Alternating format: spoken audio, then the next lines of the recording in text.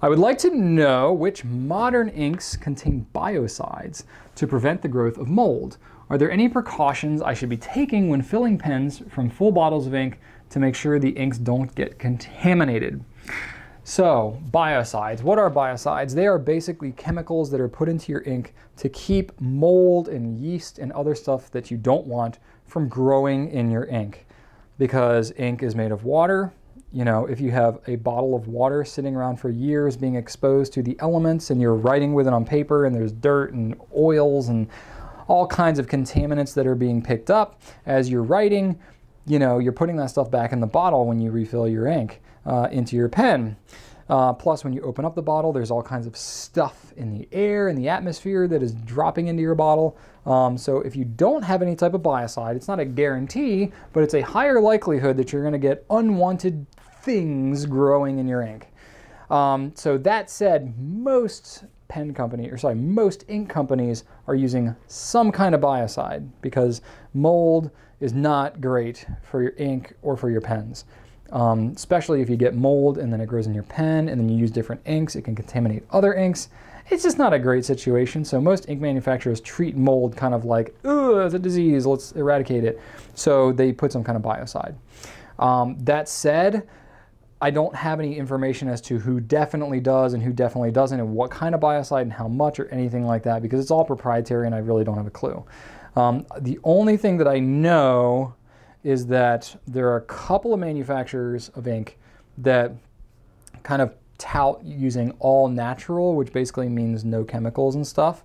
J.Herbin is one of them, and I believe Atramentis is another one that they don't use biocides, at least the chemical biocides and stuff. I don't know if they have some kind of alternative thing that they put in there, but honestly, I don't really hear of a lot of issues with mold and stuff like that, so perhaps they've come up with some more natural way to do it. But this is one area that's like kind of cloudy, kind of fuzzy for me as far as what is actually used in these inks because they don't have any of that information public. And even when I ask, it's kind of like, yeah, we don't reveal any of that kind of stuff because it's all proprietary of what they do. So, you know, go figure. But as far as you as a, you know, consumer of this ink, if you will, it's really not of great concern. I definitely wouldn't drink the ink. That's part of the reason because it's got stuff in it that you don't want in your body.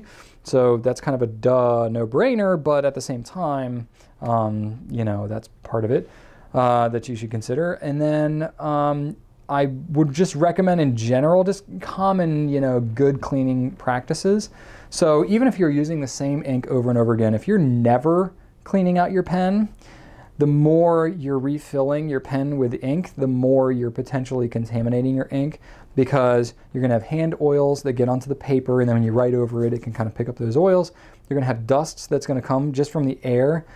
Sort of like if you are, if you ever are, you know, in a kind of a dark room, which has like a beam of sunlight that's coming in from the window or something like that, and you can see like all the dust that's just floating around in the atmosphere. It's pretty gross.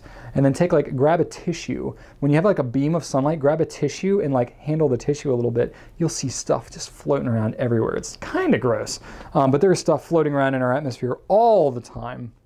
What happens when you're writing is it's actually creating a static charge from the friction between your metal nib and the paper. And when you're writing with that friction, all of that little dust and all that little stuff that's floating around that you can't really see is just attracted to that nib. And over time, it's going to attract and kind of build up and gunk up your nib and your feed and all that stuff. Now, it happens generally over a longer period of time, and whenever you're, you know, refilling the pen, you can kind of mix some of that stuff in there, but it can kind of gunk up over time. That's why it's a good idea. You know, obviously whenever you're changing ink colors, you want to clean out your pen very thoroughly. But even if you're not changing ink colors, it's a good idea to flush your pen every couple of weeks, especially if you're using it a lot. Partially because if you are using it and the pen is sitting around for a while, the ink can kind of dry out and it's good to kind of clean out your pen anyway. But even if you're using it pretty regularly with the same ink, it's a good idea to flush it out because of some of that gunk that can kind of build up over time, and then you want to make sure that you're cleaning it out and not dumping all that junk back into your ink bottle. So over time, especially once you get towards the end of that bottle, you can end up with a decent amount of junk in there. So that's why they typically put biocides, is to help to counteract all that kind of stuff.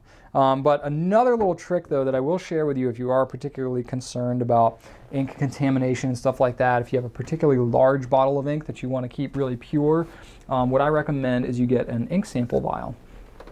And you have your, ink bottle of choice. This is a bottle of water that I have, but let's use it for demonstration purposes. What you can do is you can have your ink bottle. You can use an eyedropper or a bulb syringe or whatever. This happens to have a nozzle on it, but whatever. And then you can take and you can fill a few milliliters of ink into your vial, seal up your ink bottle, and then you fill from this vial. And then whenever the vial gets low, you put more back in here. So you're never actually dipping your pen with all its junk into your ink bottle, so the ink is staying relatively pure, and then you're only refilling from this vial.